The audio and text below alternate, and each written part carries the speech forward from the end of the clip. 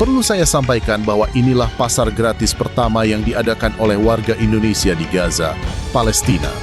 Kita menyediakan stroberi gratis, sayur-sayuran pun gratis. Saat ini, mereka sedang memilih-memilih dengan bebas. Bayangkan hidup di tengah perang, blokade, dan kelangkaan makanan. Lalu tiba-tiba yang datang bukan tentara, bukan diplomat barat, melainkan Indonesia yang membangun pasar gratis di Gaza. Bukan sekadar bagi-bagi sembako, bukan foto seremonial. Ini pasar sungguhan, tempat warga Palestina bebas memilih makanan untuk keluarganya sendiri. Pertanyaannya satu, kenapa justru Indonesia yang berani melakukan ini, sementara banyak negara lain memilih aman dan diam? Jawabannya mungkin akan membuat kamu melihat posisi Indonesia di dunia dengan cara yang sangat berbeda. Gaza bukan sekadar wilayah konflik. Ini adalah tempat di mana listrik bisa padam berhari-hari, air bersih menjadi barang langka, dan makanan bukan lagi soal selera, melainkan soal bertahan hidup. Dalam kondisi seperti ini, bantuan kemanusiaan biasanya datang dengan pola yang sama, antrean panjang dan paket seragam. Penerima diposisikan sebagai objek belas kasihan. Ironisnya, banyak negara besar berhenti sampai di situ. Mereka lantang di forum internasional, tetapi di lapangan nyaris tak terasa. Indonesia memilih jalur yang berbeda, bukan lewat pidato panjang, bukan melalui tekanan politik keras, melainkan lewat kehadiran nyata yang langsung menyentuh dapur warga Gaza. Alhamdulillah, market Indonesia yang gratis ada di Gaza. Kata siapa? Tidak ada market gratis? Kalian tahu kalau ada market gratis di sini milik Indonesia? Wallahi, hampir semua orang datang. Dalam satu titik bisa langsung habis. Jangan langsung percaya semua yang ada di media sosial. Banyak yang bilang tidak ada market gratis dari Indonesia atau dari negara manapun. Tapi kenyataannya ada. Kalau memang tidak ada, kabari saya di mana tempatnya, biar saya ke sana. Saya juga bingung, beli barang tapi gratis. Ratusan kepala keluarga di Gaza telah mendatangi pasar gratis Nusantara untuk mengambil kebutuhan mereka. Ini berlangsung menjelang bulan suci Ramadan. Sebuah persembahan terbaik dari masyarakat Indonesia. Lebih dari 300 kepala keluarga hadir untuk mengambil kebutuhan mendesak, baik sayur maupun buah-buahan. Terima kasih kepada orang-orang baik Indonesia, Tonato, dan Nusantara Palestina Center atas partisipasi dan dukungannya bagi saudara-saudara kita di Palestina. Doa dan dukungan dari masyarakat Indonesia sangat dinantikan oleh mereka yang berada di Gaza. Namun disinilah ceritanya berubah drastis. Indonesia, melalui lembaga seperti Nusantara Palestina Center dan Basnas, tidak memilih jalur instan.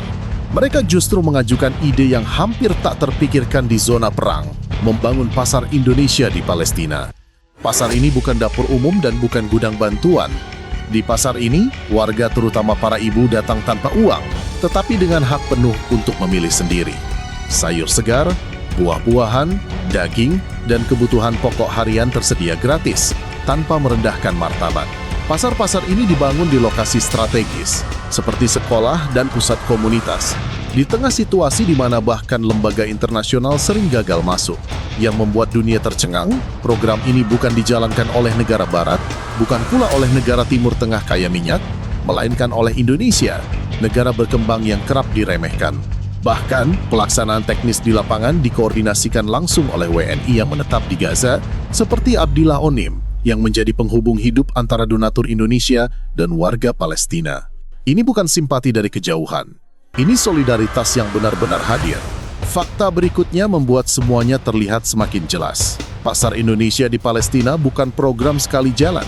Ia digelar berulang kali, termasuk menjelang Ramadan pada tahun-tahun krusial seperti 2019 dan 2021, bahkan saat konflik terbuka membuat akses bantuan internasional sangat terbatas.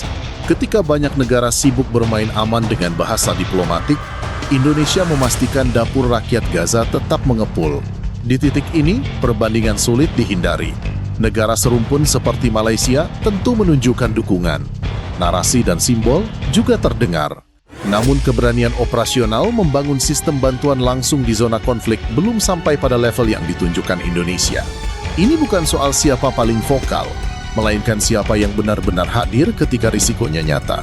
Dunia mulai melihat Indonesia bukan sekadar raksasa Asia Tenggara, melainkan aktor kemanusiaan global. Indonesia tidak hanya mengirim bantuan, tetapi membawa konsep, sistem, dan nilai. Kekuatan Indonesia terletak pada satu hal yang sulit ditiru, sinergi antara rakyat dan institusi.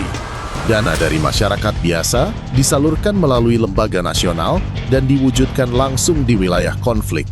Bukan pencitraan dan bukan proyek elitis.